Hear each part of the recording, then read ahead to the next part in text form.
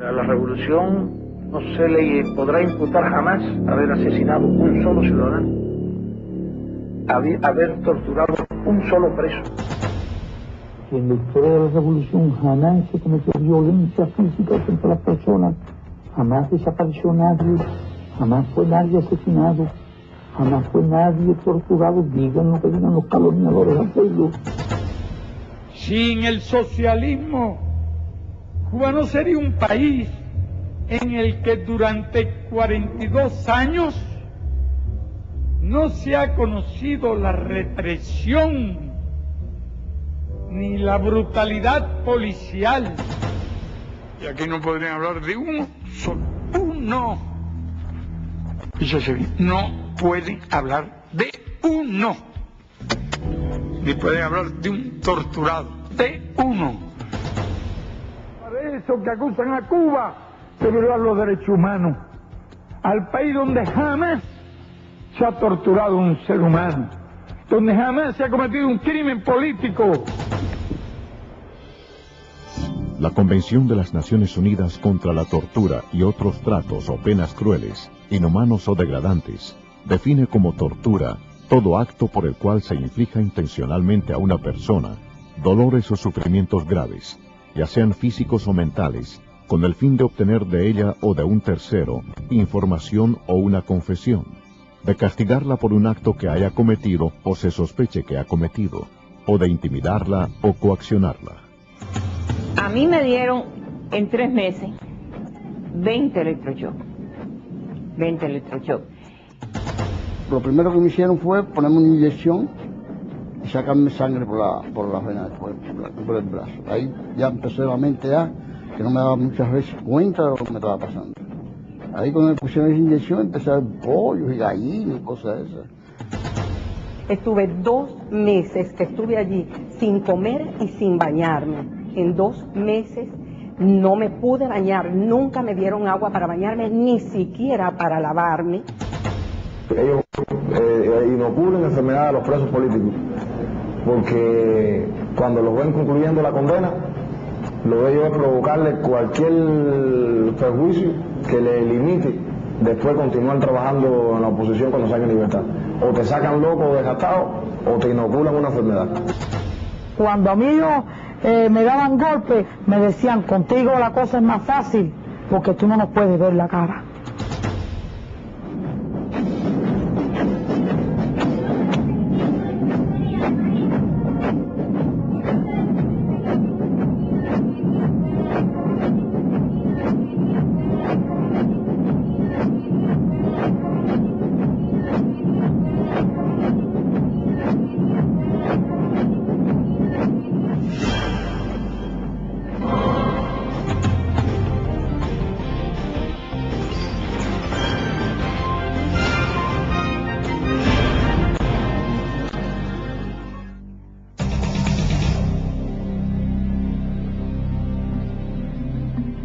El régimen castrista, desde su llegada al poder en enero de 1959, instauró el terror como un método para perpetuarse en el poder.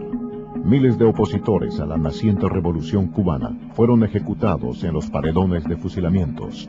Decenas de miles fueron detenidos, torturados y confinados en las cárceles castristas. A los 16 años de edad, en junio del año 1959, yo fui sepultado en vida. Fui llevado al castillo de Ataré y a una galera normal, como había muchos allí ya. 4 días después fui sacado de allí con 2 compañeros más, a los cuales no vi en 7 días, a partir del momento en que nos sacaron y nos metieron en gavetas. Esto es un orificio o una cavidad que tiene un fondo, o sea, una profundidad de largo. Yo calculo que entre 6,5 o 7 pies de profundidad, con una amplitud de, calculo yo, 2 a 4 pulgadas de márgenes después de mi cuerpo acostado, y una altura del doble, casi el doble de mi cuerpo, también acostado boca arriba. Imagínese usted una persona dentro de un féretro, con los pies estirados y los brazos estirado hacia los lados del cuerpo. En ocasiones se le cansaba, podía levantarlo y ponérselo encima del cuerpo, o sea, en la barriga, en las piernas, no más que eso. La cabeza no podía levantarla. Si levantaba la cabeza, tenía entonces el techo arriba, o sea, le daba al techo contra la cabeza. Para entrar allí había que entrar de espaldas. Ellos mandaban a uno que se metiera de espaldas y boca arriba. Y el piso, o sea, la superficie donde uno estaba acostado, tenía un desnivel, iba de menor a mayor, o sea, a medida que uno iba entrando, el cuerpo de uno se iba levantando un poco de la cintura hacia la cabeza. Y esta superficie estaba llena de unos minúsculos orificios, háganse la idea de un spring. Una vez allí, la puerta era una reja que cerraban por la parte de afuera con candado, por supuesto. Una vez allí acostado, abrían la llave y este sprint de agua comenzaba a correr de arriba hacia abajo. Como había un desnivel, el agua no se quedaba estancada. El agua corría desde el cuello hasta los pies y salía por la puerta de entrada, o sea, por la cavidad de entrada. En esos 7 días no recibí alimento de ningún tipo, no tomé agua, la sentía, pero no la veía, la sentía en mi cuerpo entumido ya por el frío del agua, pero no la veía ni podía comerla, ni podía tomarla, perdón. Y en ocasiones traté de meter mi mano por debajo del cuerpo para ver si podía coger, pero ¿qué pasa? Que era un orificio muy pequeño, el agua me estaba dando contra la espalda y no había manera que yo pudiera sacar con el puño de mi mano un poco de agua para beber. A mediados de 1960, comenzó el proceso insurreccional en la región montañosa del Escambray, al centro de la isla. Rápidamente el régimen desplegó una tenaz ofensiva en la que participaron más de 60.000 efectivos. Se entablaron los primeros combates. Se arrestaron a varios guerrilleros, los que fueron cruelmente torturados en búsqueda de información. Caí preso y me tuvieron 28 años en la cárcel, y cuando caí me torturaron ahí en una poseta abajo del Topecollante. Querían que yo hablara o que dijera algo, que echara gente para adelante, algo de eso, y al ver que yo no hacía, me cogieron, me amagaron con una piedra y me tiraron por una poseta para abajo, a mí y a otro muchacho que estaba ahí. Y entonces me sacaron, cuando ya estaba muerto, ya me sacaron. Pero cuando vieron que yo no hablaba, me volvieron a tirar, pero ya el muchacho que estaba ahí conmigo no estaba ahí, me volvieron a tirar a mí solo. Cuando creía que yo estaba ya ahogándome, me sacaban, me apretaban, me sacaban el chorro de agua. Cuando me vivían un poco, de nuevo para abajo, y ahí, y me volvían a sacar y me volvían a tirar para abajo. No podía, ¿qué iba a hacer? Tenía que dejar que me llevaran la piedra esa para abajo, y yo no sé, ya yo pensé que ya yo no iba a vivir más. Lo que uno piensa en la mente, aunque uno cuando va para abajo va pensando eso, ahí, cuando empieza a tragar agua, desesperado, y cuando ellos ven ya que uno está ahogado, sacaban a uno, y cuando ellos lo verdad que uno botaba todo eso, que uno abría así, de nuevo, otra vez y ya tú sabes, la angustia que te cae a ti. La policía política castrista estableció en un principio la sede central del Departamento de Investigaciones en Quinta y 14, en la capitalina barriada de Miramar. En estas improvisadas instalaciones fueron procesados los primeros miembros de la oposición al régimen castrocomunista. Muchos de estos prisioneros fueron trasladados a las llamadas cabañitas o casitas, un lugar desconocido donde eran cruelmente torturados. El proceso comenzaba en el patio de la unidad de Quinta y 14, había unos toldos bajos ya dentro del jeep para que no se supiera quién iba adentro. Te daban una capucha hecha con tela de mezclilla y un elástico ajustado al cuello. Te tiraban en la parte trasera del vehículo, te ponían una colcha por arriba y un miliciano te clavaba las dos botas rusas en la espalda y te clavaba también el cañón de la metralleta, diciéndote que si hablabas, si te movías siquiera y decías algo, te vaciaba el peine. Ese vehículo daba una serie de vueltas dentro del área, tratando de despistarte para que no supiera dónde te iban a conducir, y también para evitar quizá que estuviera alguien siguiendo el vehículo y pudiera averiguar algo sobre el lugar de destino.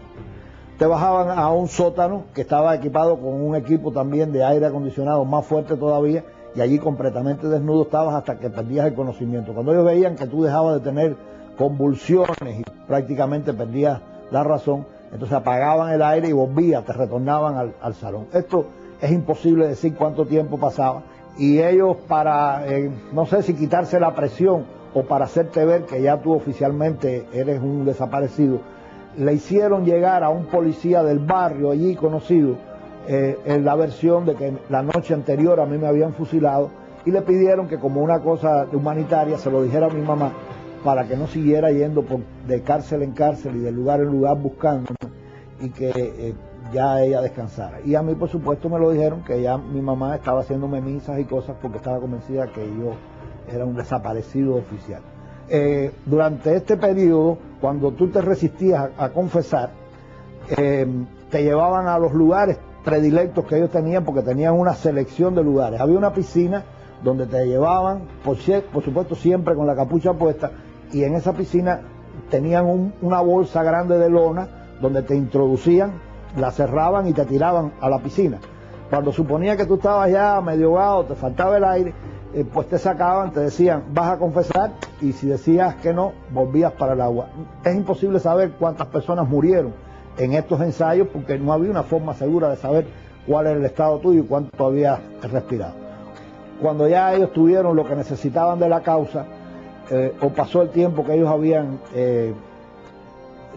considerado suficiente para esto, pues entonces te llevaban para el G2, y de ahí a unas galeras especiales que había en la cabaña, que habían estado soterradas bajo el suelo, y las habían limpiado para meter a los sobrevivientes, aunque fuera temporales, porque muchos de los que salieron vivos de allí, después en el juicio los condenaron a muerte. La cifra total de prisioneros políticos procesados en este campo de interrogatorios se ignora.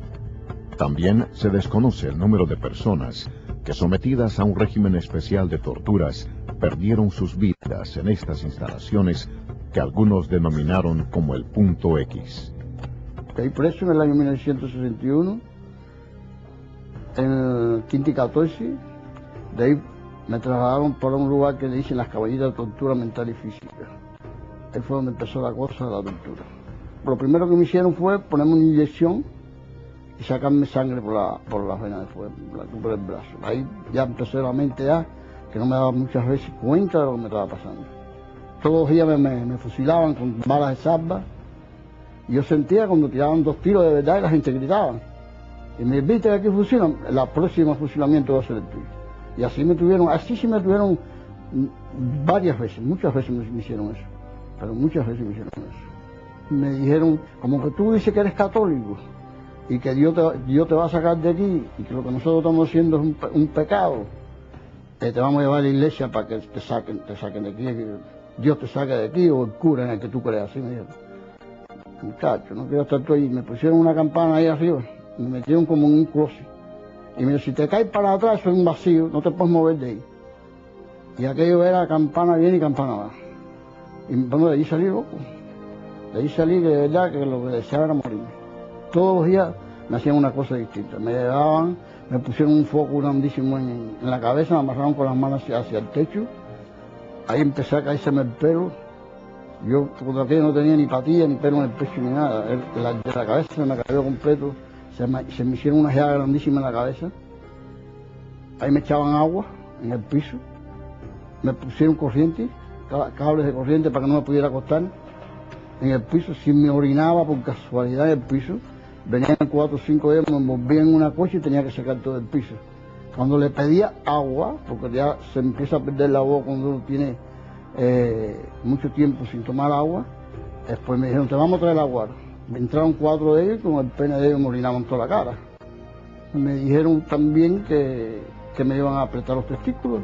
Se sentó un señor con una cosita esa que le aprieta los lados, la vemos los caballos para que no se muevan, y empezó a apretar ahí hasta el resultado de eso, que todavía actualmente hoy tengo una venita ahí que ratico si hago fuerza, hecho sangre. A la revolución no se le podrá imputar jamás haber asesinado un solo ciudadano, haber torturado un solo preso. A mediados de 1963, la naciente dictadura castrista traslada la sede del Departamento de Investigaciones a Villa Maristas, antiguo complejo educacional religioso, adaptando dichas instalaciones para interrogar a los opositores políticos, empleando métodos de torturas. La celda en el Departamento de Seguridad del Estado, en Villa Maristas, ¿verdad?, es de total aislamiento. Es una celda que tiene escasamente 2 metros de ancho, con 6 placas de madera que se bajan para dormir las personas. Cuando las placas se bajan, en el espacio que queda en el medio apenas cabe una persona parada así entre ellos. Esta celda se encuentra al final, tiene solamente 2 rendijas, así en forma diagonal, que no se ve nada para afuera. Y en la parte delantera es una reja, es una puerta de hierro, que tiene sencillamente arriba un pequeño espacio con un foquito, nada más que nunca se apaga, por lo cual uno nunca sabe la hora en que se encuentra, el día en que se encuentra. Tiene un astillero donde los jueces vienen y le dan a uno la comida. Uno no sabe cuándo se la dan, si era la hora de comer, si era la hora de almorzar, no sabe cuándo. Para uno ir a sus necesidades, en la parte pegada a la puerta, hay un espacio en que tiene lo que le llaman los servicios turcos, un hueco para hacer sus necesidades, defecar u orinar. Y ahí mismo una pila que está como a un pie de ese hueco sanitario, donde tiene que tomar el agua uno cuando el agua viene, y una ducha cuando el agua de vez en cuando puede venir. Ahí te desaparecen. La familia no sabe dónde te encuentras, estás desaparecido hasta el tiempo que ellos entienden que te pueden darle a la familia el lugar en que tú te encuentras, y una visita tan pequeña como de unos minutos en los que el interrogador no permite que hable más nada de cómo se encuentra uno y está escuchándolo todo. Cuando, por ejemplo, no podían sacarme la confesión de que ellos querían de un documento que habíamos publicado, en que había unos cuantos intelectuales escribiendo cosas en contra del régimen, pues en una de las sesiones pues prendieron a mi padre, y me dijo el individuo que mi padre lo habían detenido porque yo no confesaba lo que ellos querían. Ahí tuvimos un altercado que por nada nos vamos a las manos los dos. No pudieron conseguirlo, pues entonces en esos casos, cuando uno tiene rebeldía para la confesión, se producen, hacen varias cosas. Entre ellos, fue el caso que yo conozco en mi persona, te sacaban de esta celda y te ponían otra celda. Esa otra celda era una celda congelada, en que tú estabas, no tenías con qué taparte, el mono que te daban es apenas te cubría el cuerpo, y ahí estaba en ese tiempo, toda esa noche, el tiempo que ellos quisieran, con un frío horrendo, donde realmente era insoportable aguantarlo, ¿verdad? Y eso era el cambio entre las otras cosas que te hacían para sacarte la confesión. Cientos de opositores cubanos fueron y son actualmente interrogados y torturados en las instalaciones de Villa Maristas y en otras similares diseminadas por toda la isla. El día 10 de diciembre de 1962 fui interceptada en una calle de La Habana por 4 personas que se identificaron conmigo como de seguridad del Estado. Me levantaron casi en vilo, me metieron a empujones en un carro y me llevaron hacia Villa Maristas. Los interrogatorios eran en una habitación muy pequeña, se metían allí 4 hombres y yo sentada contra la pared, y aquellos hombres todos así con sus piernas hacia afuera, porque parece que ellos querían conquistar como mujer, y se insinuaban. Cuando vieron que mi posición era radical con ellos, pues me empezaron a decir que si yo no hablaba, decía lo que quería, pues ellos me iban a decir el sentimiento de ellos. Me dijeron que las mujeres como yo, a esa edad, que hacían contrarrevolución eran porque eran putas. así con 4 palabras, por lo que me metieron en una celda tapiada totalmente, y lo que había allí por baño era un solo hueco allí en el piso. Fue para mí desastroso eso, porque como yo era una mujer tan joven, apenas 20 años, como toda mujer, tenía mi menstruación para entonces. Pedí que me llevaran a un baño, no me abrieron nunca la puerta, nunca pude cambiarme, sino simplemente aquello fue muy desagradable para mí en esas condiciones de mujer, sentada, agachada en aquel hueco por donde salían ratas y donde salían cucarachas. Eran días de frío y no me trajeron nada con qué taparme. El frío era terrible y solamente tenía para taparme la misma saya que yo tenía, me la ponía así, doblaba las piernas. Así estuve 2 meses que estuve allí sin comer y sin bañarme. En 2 meses no me pude bañar, nunca me dieron agua para bañarme, ni siquiera para lavarme mis partes femeninas, mis partes íntimas. Nunca pude bañarme porque no lo hacían. No me daban comida porque vuelvo y repito, cuando me la daban me sacaban a un interrogatorio y no comí en todo ese tiempo. Me puse a cantar, que a mí me gusta cantar mucho, y me puse a cantar para yo no volverme loca, porque yo sabía que aquello era muy fuerte. Y empecé a cantar, la cama litera parece que estaba muy pegada al techo y los movimientos míos eran dar al techo, y siempre sentía más satisfacción cuando yo saltaba y me daba en la cabeza. Entonces llegó un momento en que yo misma me dominé y yo dije, me estoy volviendo loca, esto no puede ser. En la historia de la revolución jamás se cometió violencia física contra las personas, jamás desapareció nadie, jamás fue nadie asesinado, jamás fue nadie torturado. Digan lo que digan los calumniadores al pueblo. El régimen, durante las casi 5 décadas en el poder, ha empleado diferentes fármacos como instrumentos de torturas.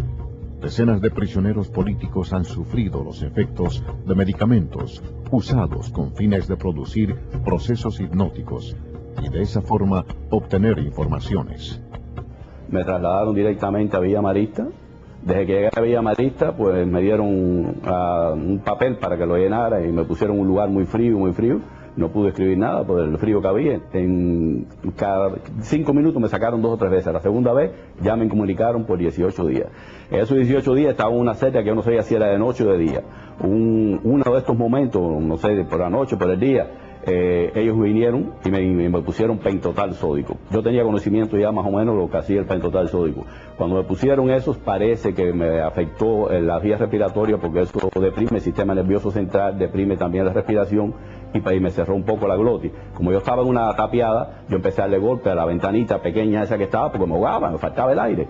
Y entonces cuando abrieron la ventana, yo tiré las manos para afuera ahí, porque no podía, me estaba cayendo. Entonces abrieron la puerta y caí en medio de un pasillo ahí, como si fuera un animal. Entonces me arrastraron, vino un enfermero, se llamaba David, y entonces me estuvo reconociendo ahí en el piso, y así mismo me arrastraron y me metieron para adentro así, sin mirar más. Cuando estaba tirado en esa camilla, pues vinieron como 3 oficiales, que recuerde yo, a lo mejor fue parte de la parte hipnótica, porque esto tiene productos hipnóticos, un barbitúrico, y estaban frente a mí y decían, sí, él es.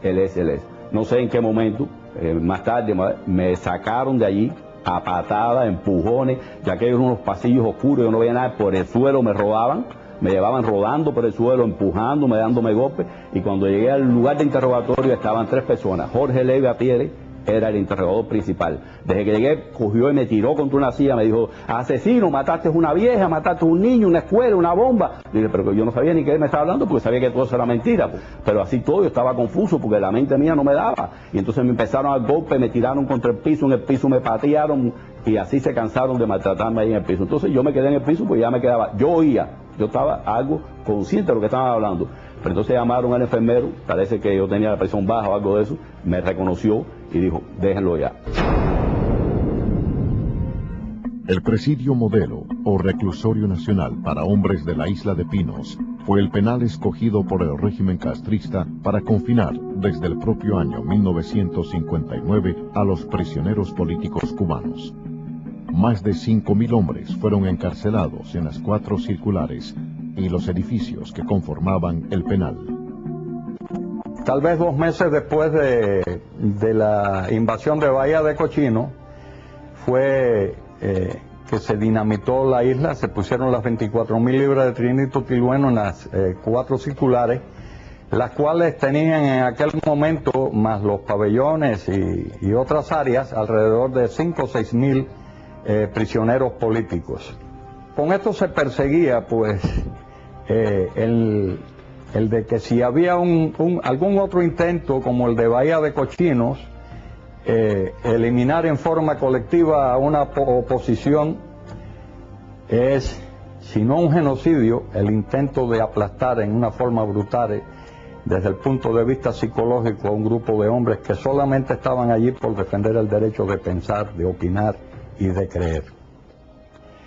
El director de presidio en ese entonces, Tarrao de apellido, visitó todas las circulares. En la circular 4, parado en la planta baja, pues gritó como si fuera dueño de todo aquello, que el hijo de puta que creyera que iba a salir con vida estaba totalmente equivocado. Después de hacer varias consultas con gente entendida en materia de explosivos, llegaron a la conclusión de que si las 24.000 libras de trinito tolueno que estaban en los 4 edificios detonaban, más el material bélico que por simpatía lo haría, la isla se convertiría en un cráter y la onda expansiva afectaría a La Habana. Esto, pues, produjo un sinnúmero de desajustes psíquicos, intentos de suicidio, el dormir, el comer, y aún hoy en día queda secuela en nuestras mentes, en nuestros recuerdos no se borra el haber estado durmiendo tanto tiempo sobre un colchón de explosivos en las manos de un maniático como lo es el dictador de Cuba, Fidel Castro.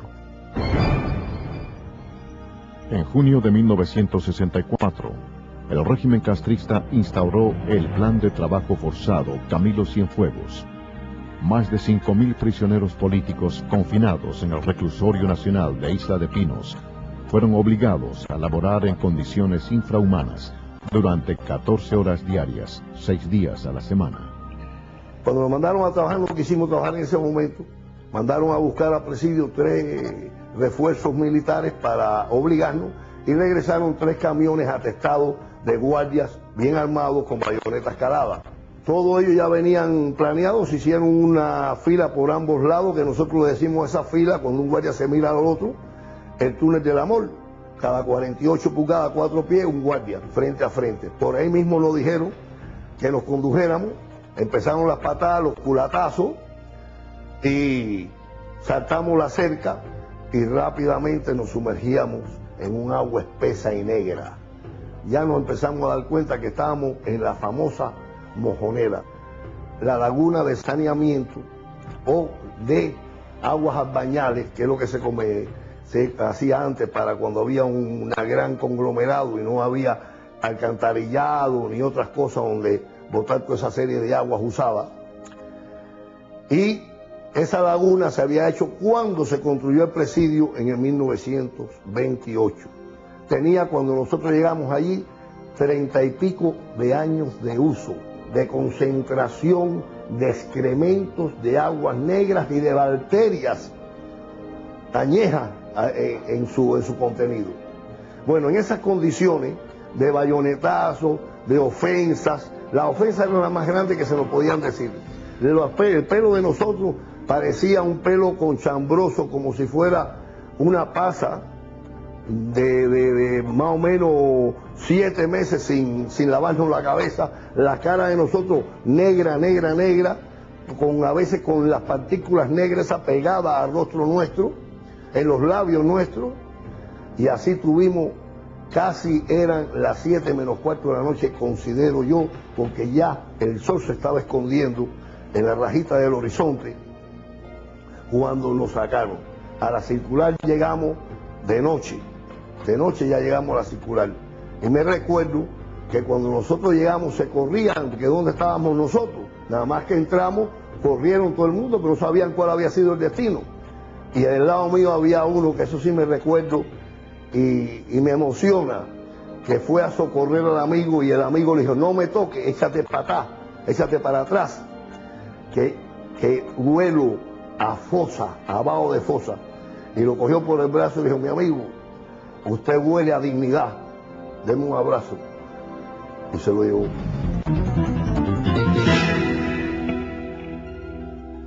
En marzo de 1967, la dictadura decide trasladar a los miles de prisioneros políticos que se encontraban en el Reclusorio Nacional de Isla de Pinos y confinarlos en decenas de nuevas prisiones que habían sido construidas a lo largo y ancho de la isla. El régimen castrista siempre le ha negado la condición de prisionero político a los reos de conciencia cubanos. Fuimos trasladados de Isla de Pinos a las distintas provincias y a mí me tocó ir hacia Huica, próximo a mi pueblo, prisión que íbamos a estrenar. Nunca nadie había estado en ella. Al llegar fuimos obligados a quitarnos los uniformes amarillos para poner los uniformes azules de los presos comunes. Un grupo de nosotros se negó a aceptar ese tipo de medidas y entró en función un grupo de yocas del Ministerio del Interior para poner en práctica para lo que habían sido entrenados.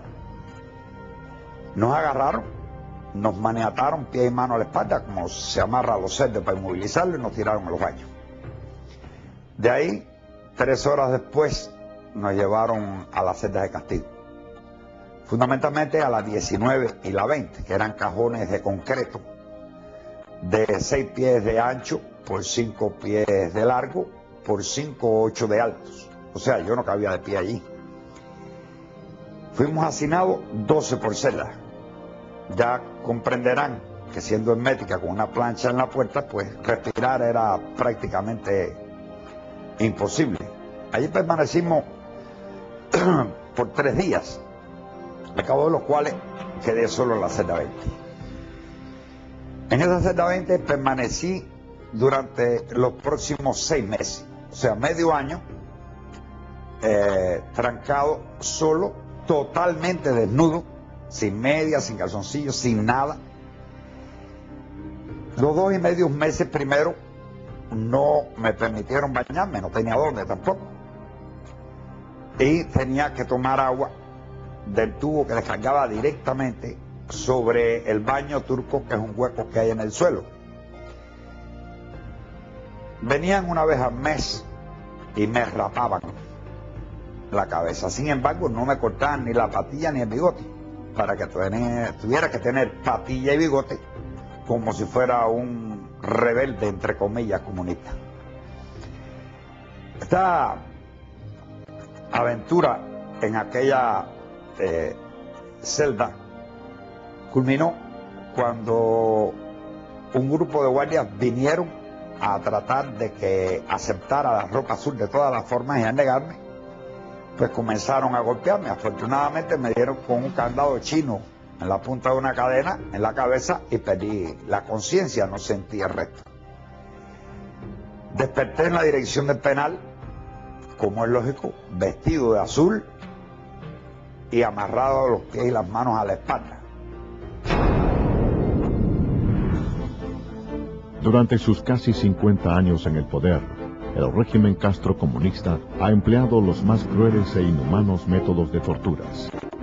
Decenas de prisioneros políticos cubanos han sido víctimas del denominado tratamiento psiquiátrico intensivo, comúnmente conocido como electroshocks o corrientazos eléctricos. Las salas Carbó Serviá, Córdoba y Castellanos del Hospital Psiquiátrico de La Habana, conocido como Mazorra, fueron testigos de estas criminales prácticas. A mí me dieron en 3 meses 20 electroshocks. 20 electroshocks. Yo te digo que los electroshocks me hicieron mucho daño, porque dicen las muchachitas, yo te digo muchachitas, eran las compañeras presas de las cámaras mayormente, que yo caí allí en el pabellón. No conocía a nadie, no sabía quién era y me pasaba el día con una muñeca de trapo en las manos. Lo más que yo sufrí de los electroshocks era el tiempo. O sea, cuando ellos me llevaban a ver a los hermanos presos cuando le daban los electroshocks, como a mí me lo dieron de castigo. A ellos en el salón que yo estaba era castigo para todos. Ellos eran amarrados con cadenas, a veces a tubo, arriba, con las manos cruzadas, los pies y las cadenas. Los mojaban con agua, con orines. Entonces, al aplicarles los electrodos, era mucho más fuerte. Entonces, esa tortura de oír esos gritos, porque se grita, yo tengo que haber gritado también, se grita, y esas luces, yo creo que a mí me hicieron mucho más daño que los mismos electroshocks que me dieron a mí. Los electroshocks que me dieron, es lo que te digo, cuando me tiraban en el piso, ya mojada, con orines o como fuera, como se lo habían dado a él, ya me aplicaban los electrodos, yo sí sé que me los ponían aquí abajo, cerca de la vagina, me lo ponían aquí, en los senos, y aquí. Porque eso sí lo veía, que por más que batallaba, no podía con ellos. Porque inclusive utilizaban locos para que te aguantaran, y locos para que los ayudaran, y siempre con la cara tapada. Ya llega un momento que no piensas nada. Cuando yo después salí, yo me metí, pasé casi 5 o 6 meses sin poder comer, porque al electroshock hay que poner un aislante, o debe ponerse, ni a ellos ni a mí. Entonces la lengua mía, la boca mía, dicen ellas que estaba destrozada. Yo te hablo de ellas porque son las muchachitas. Ellas me daban cucharadas de leche, cucharadas de caldo, porque yo no podía comer. Y loca que dice que a veces no se me podían arrimar. Sin el socialismo, Cuba no sería un país en el que durante 42 años no se ha conocido la represión ni la brutalidad policial. Estos tratamientos por estímulos eléctricos modifican el funcionamiento del sistema nervioso central. El régimen castrista ha empleado durante años dichas prácticas como método de tortura para intentar extraer de las víctimas información o simplemente para desajustarlas emocionalmente. La prisión provincial de La Habana, conocida popularmente como Combinado del Este, es otro de los centros penales donde se practican estas torturas. Caí preso en los primeros días de 1981. Me llevaron enseguida a la cabaña. Después entonces me tuvieron allí como casi un mes y me trasladaron al piso 3, del edificio 3 del Combinado del Este. Me llevaron al hospital porque estaba muy excitado, decían ellos, junto con 7 muchachos más, hombres que estaban ahí.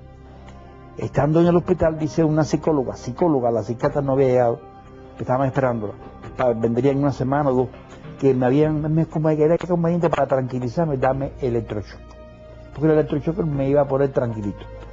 Ese mismo día hicieron así, me pusieron en una fila, éramos 7, en una colchoneta en el piso. Los electroshocks, me dijo un médico que los hay el estímulo suave y fuerte. No sé si me dieron el fuerte, me parece que sí, porque yo quedé, en cuanto empezaron a darme un día sí, un día no, esos electroshocks, que yo no recuerdo ni el electrocardiograma, no sé si me lo dieron porque la memoria se me ha ido un poco de esa época, pero recuerdo que me acostaban, me ponían unos electrodos en la cabeza y en el momento que lo ponían decía muerde. Entonces, o sea, que no era con anestesia, era sin anestesia.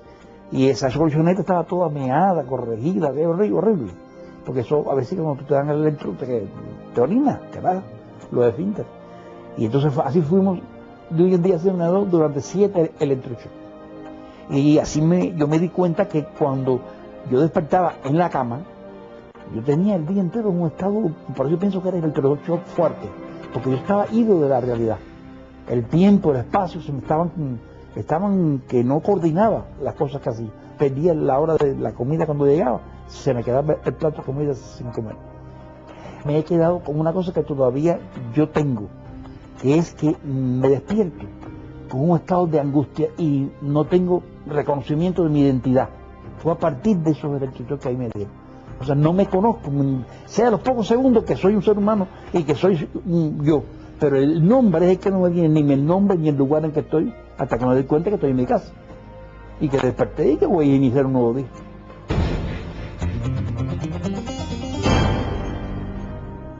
Varias decenas de prisioneros políticos dejaron sus vidas en las cárceles cubanas, víctimas de la represión de los carceleros del régimen. Otros, aunque corrieron mejor suerte, fueron mutilados y guardan en sus cuerpos las imborrables huellas de los tratos crueles e inhumanos recibidos. En el patio de la cabaña, en el año 1975, yendo a almorzar al comedor, nos paran y nos llaman, nos dicen que tenemos que ir en fila, cosa que nosotros nunca hacíamos. Todo eso era preparado para agredirnos.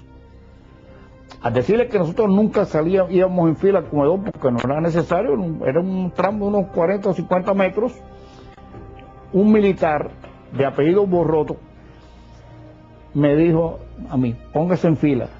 Yo le dije, nosotros nos acostumbramos a ir en fila al comedor. Eso fue lo único palabra que me dieron entre él y yo. En ese momento yo lo miro porque se me queda frente a mí y coge el machete, un machete que tenía en la mano, porque ya ellos venían preparados para darnos. Y en ese momento nos empiezan a dar planazos a todos, por la espalda y por donde. Y cuando yo veo a este militar que viene hacia mí, me está dando planazos por la espalda, pero no cuando viene de frente, yo me doy cuenta que quiere atacarme. Y cuando yo lo miro, coge el machete, me mete un machetazo, yo me protejo porque me tira el machetazo por el cuello, porque me tira por aquí arriba, le pongo la mano así y me tumbó ese dedo que yo no me di cuenta porque era tan rápido el machetazo que yo no me di cuenta de que había perdido un dedo. Entonces, al ver yo que me tiró un machetazo, me iba a tirar del segundo, me protegí la cabeza y entonces me dio otro machetazo por aquí, por esta mano, que me la ha dejado así. Esa mano yo no puedo cerrar los dedos del machetazo que me dio. Y esta otra, se perdió el dedo y este dedo ha quedado en estas condiciones.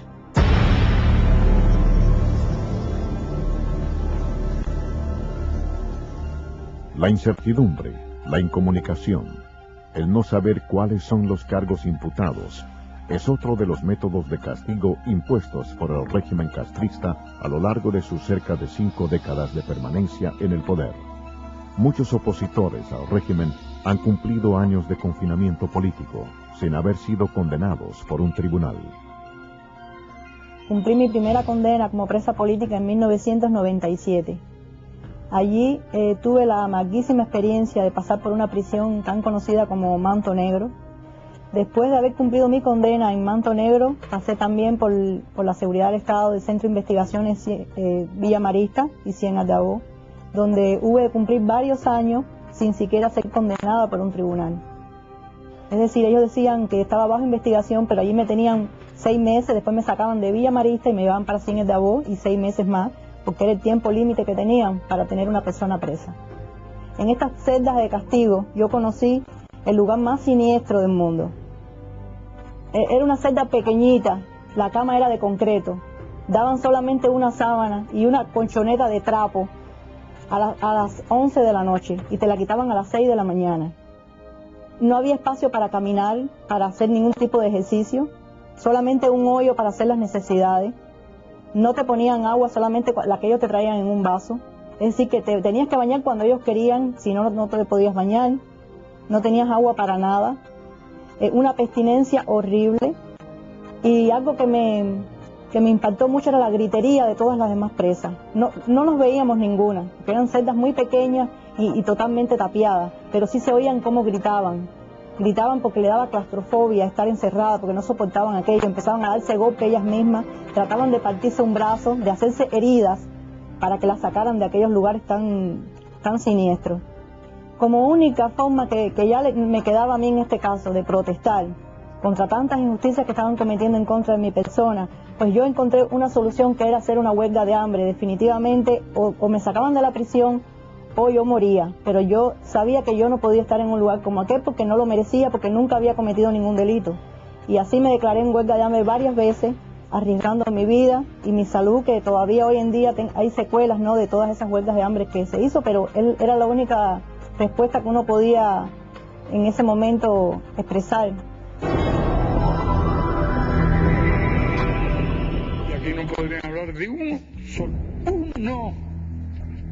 Fíjese, no pueden hablar de uno, ni pueden hablar de un torturado, de uno. El empleo de la asistencia médica como método de tortura ha sido otra de las prácticas empleadas por el castrismo para amedrentar a quienes se les enfrentan. Decenas de opositores al régimen sufren las secuelas de esos ensayos, semejantes a los realizados por los nazis en el campo de concentración de Auschwitz. Una vez en Villa Marista, donde me comienzan los dolores de la columna, el instructor que me estaba asistiendo en ese momento, llamado Ariel Roja Capitán, es el que me informa que voy a ser trasladado a la sala de la seguridad del Estado, lo que es la parte del hospital, para que allí me ofrezcan asistencia médica. Una vez llegado a ese lugar, se entrevista conmigo un coronel, doctor, que se identifica como neurólogo, el cual me informa de que se me va a hacer una introducción de una sustancia química en mi columna vertebral que servirá como contraste para poder apreciar a través de ese contraste cuál es la causa de esos dolores por los cuales yo estoy atravesando. Realmente yo siempre dudé y siempre le temí, me aterrorizaba la idea de que de caer en las manos de los médicos, porque era una forma fácil de ser vulnerable, yo me convertía en un blanco fácil, pero estaba en una disyuntiva: o continuaba con esa crisis de dolor o me decidía a recibir la supuesta asistencia médica. Ahí fue mi decisión, en la que yo acepto y me hacen ese tipo de tratamiento, y muy pronto, ya a las 72 horas, yo comencé a sentir los efectos de esa introducción de esa sustancia a través del canal medular. Empecé a sentir dolores incesantes, mucho más agudos de los que tenía anteriormente, y ya no solamente en la zona de la columna, sino que en la zona de la cabeza. Toda esa sustancia se alojó en el canal medular, actualmente aparece. Toda esa sustancia se me alojó en la zona del cráneo. Tengo toda esa sustancia calcificada en mi cráneo. Desde ese entonces pude apreciar categóricamente que esa sustancia, o la asistencia que me ofrecieron en ese lugar, fue la causante de haberme trastornado de sueño hasta el presente.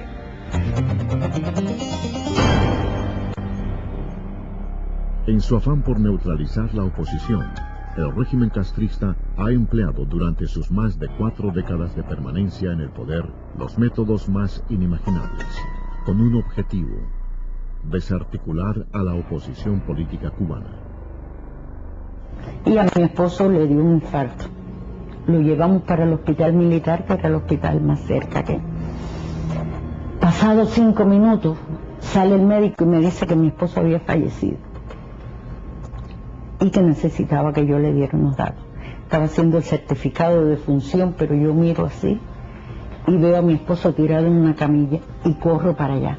Pero cuando yo lo levanto me doy cuenta de que estaba con vida. Entonces empecé a pedirle ayuda al médico. Empecé a pedirle ayuda y ayuda y ayuda. Tuve que decir una grosería, gritado, y decirle que no estaban contando ni tuerca ni tornillo, que estaban trabajando con seres humanos. Y llegó hasta donde estaba él y se dio cuenta efectivamente que estaba con vida, que era innegable. Entonces me separó y me dijo que saliera. Le dieron reanimación, efectivamente estaba con vida. Pero tuvo una anoxia cerebral que lo llevó a un coma irreversible. ahí duró 17 días. Yo no puedo decir, porque no tengo la prueba de que lo dejaron morir. Pero sí tengo eso por dentro, de por estar yo en contra del sistema, que no le hayan prestado la atención que se merecía.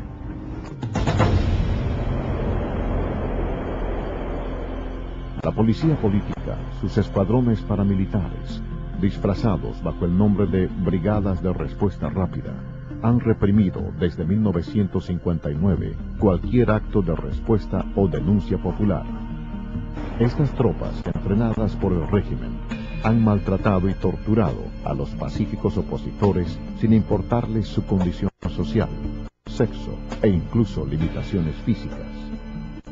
Se hizo la exhortación para noviembre de 8. Y entonces hicieron una citación para una iglesia que ya habían vigilancia de tropas especiales y le habían hecho la advertencia a mi madre que no fuera porque iba a ser mal para mí. Y yo fui, me detuvieron en la parada de huevos, me llevaron a la unidad de la María Luisa, y cuando varias veces traté de levantarme porque me tiraron al suelo, me agarraron así, mientras me llevaban para allí, para que yo no gritara abajo.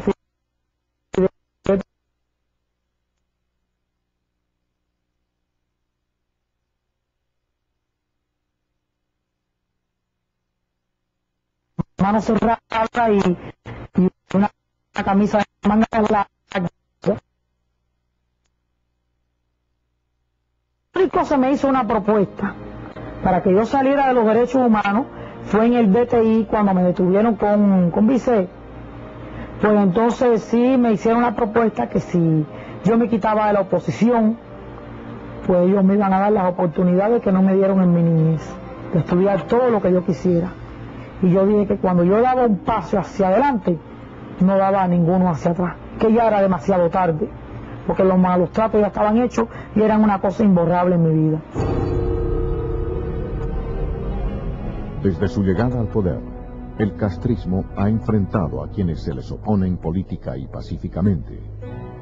El régimen castrista ha empleado los más crueles, inhumanos y degradantes métodos de tortura para silenciar la voz de quienes reclaman el regreso de la democracia a la isla. Uno de los efectivos de la cárcel que más se destacó por reprimirme y por crearme situaciones difíciles a mí, que es teniente José Ruiz Collado, él en una ocasión manifestó públicamente y abiertamente que si yo lograba salir en libertad, salía con tuberculosis. Ellos inoculan enfermedades a los presos políticos, porque cuando los ven concluyendo la condena, lo de ellos es provocarle cualquier perjuicio que le limite después continuar trabajando en la oposición cuando salgan en libertad. O te sacan loco o desgastado, o te inoculan una enfermedad. 2 o 3 meses antes de yo salir en libertad, me hice análisis en la prisión de puto, me hice análisis de sangre, entre otros análisis, todos dieron negativo. Cuando salí en libertad, me hice análisis en el policlínico de mi municipio, en Camajuaní, y entonces me hice una placa también, y entonces la placa dio una lesión en el pulmón izquierdo, y el médico que me atendió de una forma que no es ética como un médico, porque me dijo que cuando miró la placa me dijo así mismo literalmente: coño, mi negro, qué fatal te pusiste, acabó de salir en libertad y se te olvidaron los carnavales de Camajuaní, porque esto que veo en la placa, si no es cáncer, es tuberculosis.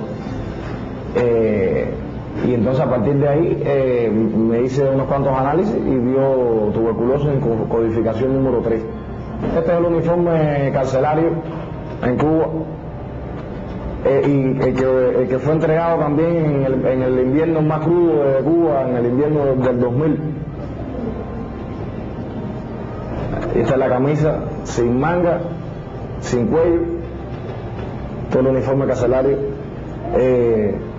entregado en el invierno más crudo del 2000, y con esta misma tela se produce en la caja de muertos en Cuba. Así que el mensaje que recibe tu subconsciente es que estás en un lugar que va camino a la muerte. esos que acusan a Cuba de violar los derechos humanos, al país donde jamás se ha torturado un ser humano, donde jamás se ha cometido un crimen político. Miles de hombres y mujeres han muerto víctimas de la represión del régimen. 41 personas, muchas de ellas menores de edad, fueron asesinadas en la madrugada del 13 de julio de 1994, cuando tratando de escapar de la isla en un viejo remolcador, fueron embestidos por embarcaciones castristas frente a las costas de La Habana. En ningún momento me dijeron que nos pararan, que nos paráramos ni nada. Y ellos lo que hicieron fue echarnos agua. Entonces llega el momento en que ya vemos que nosotros no podemos seguir, porque entonces sí iba a ser fatal, y paramos, porque ya el agua estaba entrando. Entonces paramos y se lo dijimos, mira, nosotros viramos para atrás, nosotros vamos a virar para atrás, ya estamos parados, y ellos nos vieron parados y todo. Y le decíamos que no nos hiciera daño, que llevábamos niños ahí, le enseñábamos a los niños que seguían echando agua. Entonces después vinieron dos más, como a 7 niños allá. Y se pusieron uno por cada lado, uno va al frente, otro atrás, y entonces de atrás se subió arriba del barco, y ahí fue donde le dio el golpe por el lado y lo viró. Y todos nos hundimos, y el barco se hundió inmediatamente, pero los que estábamos afuera tratamos de subir, estaba muy profundo también. Yo llevaba al niño mío, llevaba aguantado, y yo no lo solté. Entonces yo subí, pero yo no sé nadar ni nada de eso. Entonces subí, pero volvía de nuevo para abajo. Entonces cuando subo, hay una mujer que estaba flotando al lado mío y me aguanté de ella y cargo al niño. Y entonces había mucho oleaje. Entonces